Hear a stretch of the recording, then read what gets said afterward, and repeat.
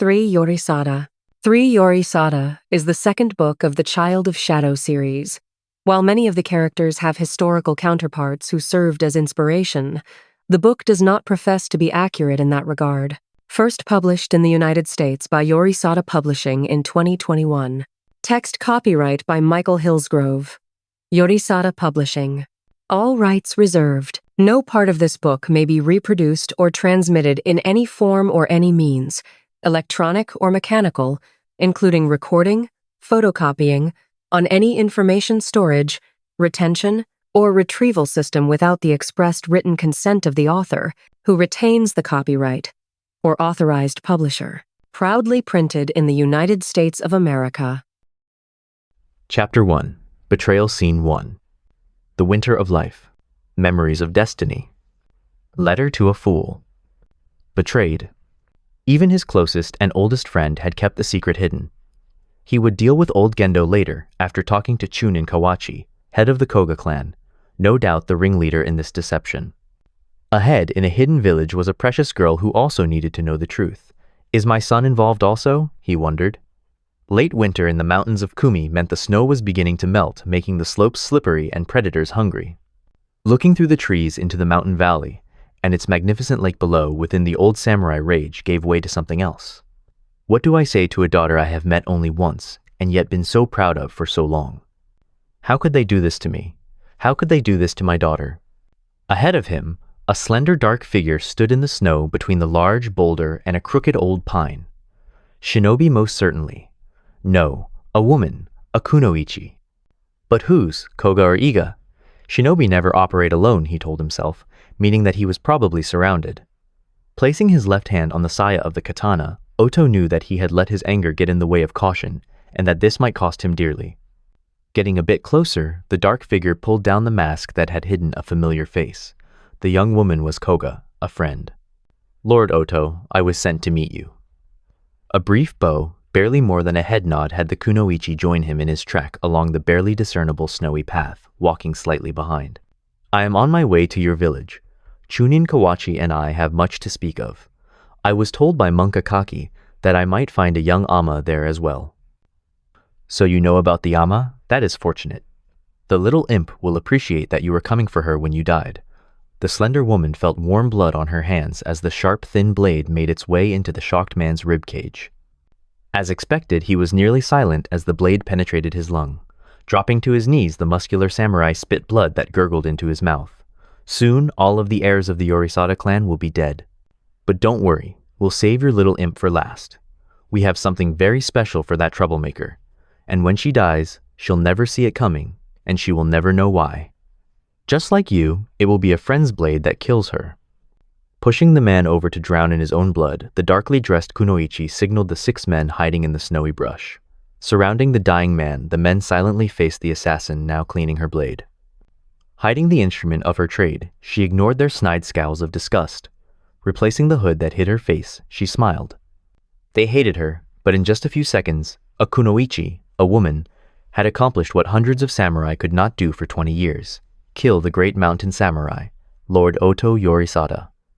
Go to the village down that way, take 4 women north and give them to General Satake in the lake town. Make sure that a girl named Oi is one of them. Take Gendo's granddaughter Aki also. Leave old Gendo alive. He'll send Oto's son north into Governor Yoshida's trap. I have to go bring my father the terrible news of Oto's tragic murder at Iga hands. Heading up the trail, the dark figure left the 6 men staring down at the now still figure in the dirty, bloody snow. The oldest of the 6 samurai rolled the body over with his foot. I feel filthy. However much an enemy, he deserved better than this. None of us could have taken him. All of us together could not have taken him. Still, I will enjoy executing the assassin. She is far too dangerous to leave alive. In good time. That is a Gendo-made sword. It's mine now. We do not need 6 men to escort peasant women. 3 women will do as well as 4, bring one south. We can sell her to the inn and make some money. It seems wrong to leave him here for the wolves. Why? They say that he kept wolves, spoke to them. He has killed hundreds of us. Let the wolves have him. They say his son is better. Perhaps, but that is for General Satake and Governor Yoshida to worry about. Let's collect our bait before we freeze to death. Chapter 1. Betrayal Scene 2. It was a bright if chilly day at the mansion by the sea. Half sword school and half prison for the exiled Three Yorisada, now a 32-year-old master of sword for the Yamamoto clan in the province of Ikido. Off in the distance, on this remarkably clear day, Katsu could make out the mountains in what had been his province of Kumi. Under Hamatsu rule for 20 years, he felt the anger and shame of abandoning his home and his destiny in that terrible winter retreat so long ago. Before the foul-tempered teacher stood 11 of the most miserable excuses for swordsmen that he had ever seen. Positioning his two assistants, Katsu struggled to control his anger at the high-born but disinterested lot of young students more interested in sake than swordplay. Frustratingly inept, a source of grating irritation to the driven teacher. Just how am I to make samurai of these men? Pointing to an older student named Jinbo, Katsu signaled for the man to draw his blade. Losing control at the top of the swing, the katana hurtled out of control toward the only young man with any hope at all of becoming an actual swordsman, the young horse archer named Itami, who dodged the sword as it clattered across the wooden deck. All eyes turned to the enraged Katsu, in fear of the wrath that was to befall the unfortunate Jinbo. Katsu had enough with the worthless student. "You are no samurai. The pig farmer who empties my night waste is more skilled with a blade than you will ever be. If you are not here at the request of my father, I should take your head myself to stop the humiliation that you will cause me if anyone should learn that I taught you the sword. Are you a peasant in disguise? I would demand that you cut your belly open if I thought you could even accomplish that." Dismissing the class with a wave of his hand, he scowled as he trudged toward the door of his house in his nastiest mood. Standing at the door, Katsu slipped off his shoes, waiting for the latest of a long series of servant girls to take his sword. Sold by her drunk farmer father to pay debts, the woman was a poor substitute for a real samurai class wife. Annoyed when she did not appear, he walked in and looked around, peeved at the hopeless woman's inattentiveness. Coughing and shifting items to make noise, the patter of tiny feet told him that his grab for attention had worked. The plainly dressed young woman appeared before him. Pulling the katana from his obi, he held it out for the woman, who carefully and respectfully accepted it, never lifting her eyes. Katsu delayed letting it go just long enough to further drive home the point. Remembering the first time he had done this to her, she held firmly until his hand was well away before backing off to place the sword on the stand. That time she had been caught surprised and had dropped the sword, earning a beating and more than a little humiliation. "Am I to understand that my meal is ready?" "Yes, Master Katsu, and a letter has arrived from Lord Torii. I was instructed not to disturb you during teaching by the messenger," she said, hoping, but not expecting, to avoid his impatience. Reaching into her plain but simple yellow kimono, she bowed again, offering the document bearing the official seal of Lord Torii, daimyo of Ikido, to her master. Surprised, Katsu dismissed the girl as he unfolded the parchment to read it. As the message became clear to him, he started to call for the young woman, realizing that in the months since he had purchased her contract from her father, that he had never bothered to learn her name. For the first time, he wished that perhaps he had been a bit nicer to the girl, so that perhaps someone would miss him should he not return from this mission. To Yorisada Katsu. It is time for the Hamatsu reign to end, and for Kumi to be restored to its place as an ally of Ikido. Your father, Lord Shigenori, is preparing the army to invade Kumi and punish the Hori clan for their treachery so many years ago. Lord Nobunaga is no doubt aware of this and is also preparing for battle. You are ordered to cross into Kumi at the southern bridge through the southern post road town and see what preparations have been made by the Hamatsu army. In the post town there is a large inn at the end of the street. Stay there and you will be contacted. This must be done quietly and without revealing who you are. You must choose death if captured to protect this secret. Lord Yamamoto Torii. Chapter 1. Betrayal Scene 3. Two men on horse riding toward the mountains to the west. It was a warm day on the dirt road that would take them to the South Road Bridge that separated Ikido from what was once Kumi. Katsu gazed at the mountains to the north and west in what was once Kumi province, now ruled by the Hori clan of Hamatsu. It was the land of his birth, ruled by his family for more than 100 years before the treachery of Nobunaga and the Hori clan of Hamatsu. "Master Katsu, why do you look at the mountains like that? Do you even remember Itami? You were only about 5. I remember your mother carrying you. I was 12 and I remember that bitter cold retreat through the Pass of Sorrows. My own mother was with child. Kumi was his birthright, but it was also a country he barely knew. Closing his eyes, the well-built Katsu shivered as he remembered the dark, bitter cold and deep humiliation of that time nearly 20 years earlier. A long line of beaten soldiers and displaced families making their way along the slippery, narrow trail leading to Aikido. Later, he would learn that his uncle Oto had fought a battle to protect their retreat. Descending out of those mountains, a young Katsu remembered looking back at those snow-covered peaks, realizing that he might not ever see his home in the mountains ever again.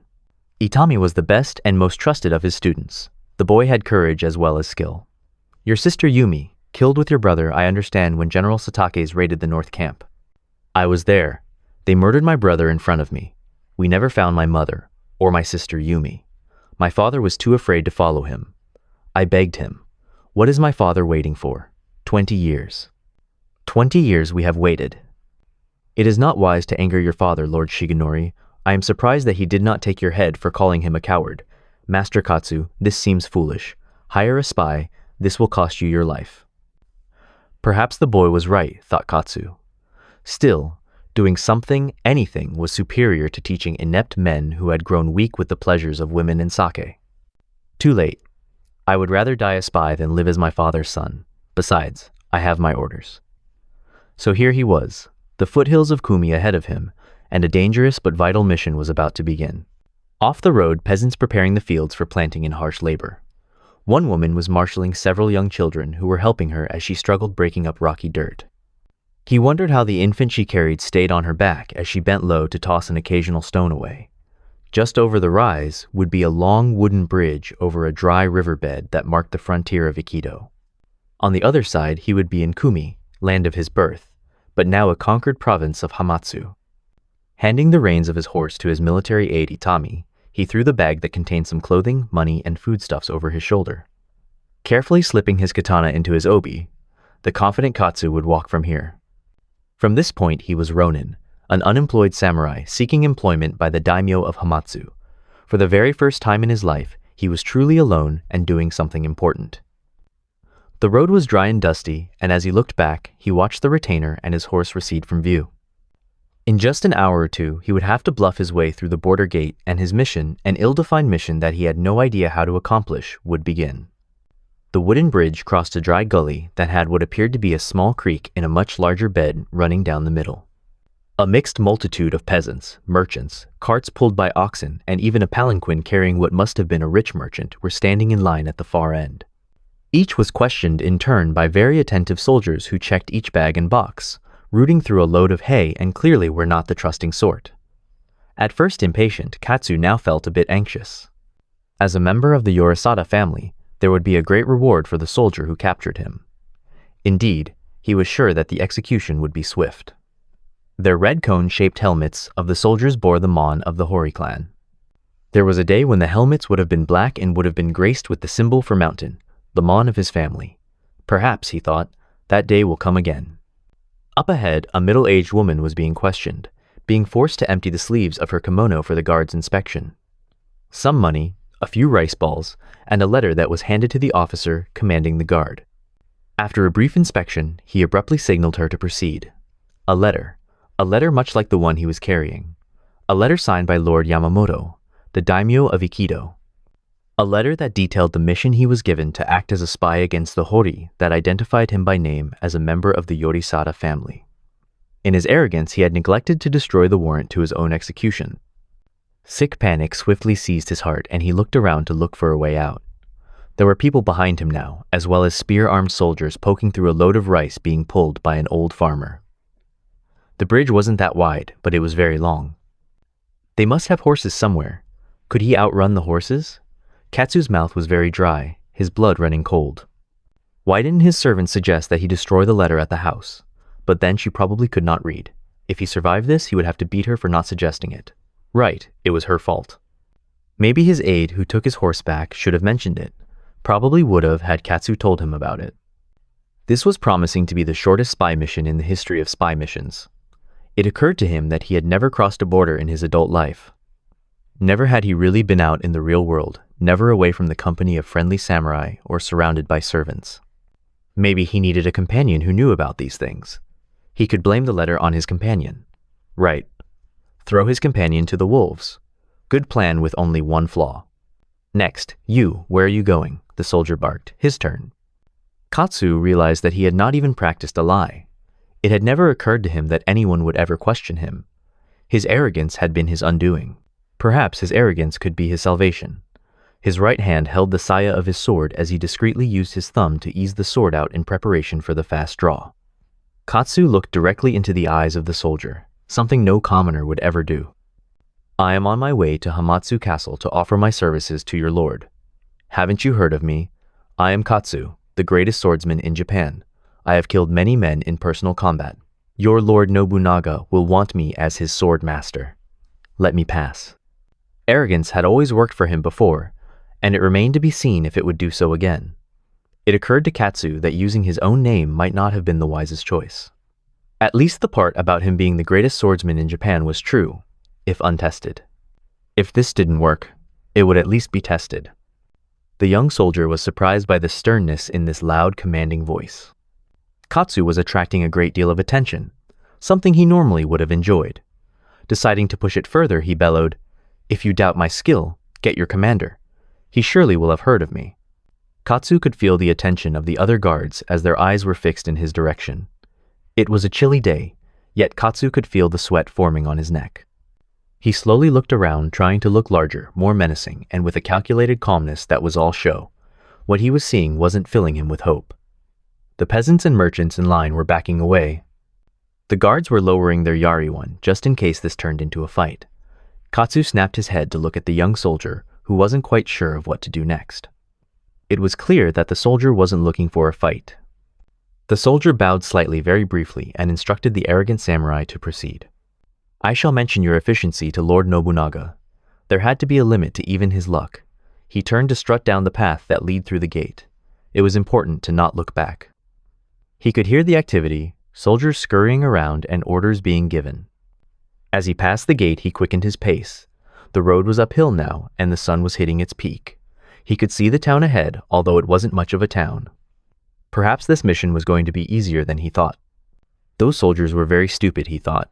What they should have done was to let him pass, follow him, and then surround him with yari. No swordsman can beat multiple attackers with long spear in the open. It would have been stupid to attack a trained swordsman on a narrow path surrounded by civilians. Yes, really stupid.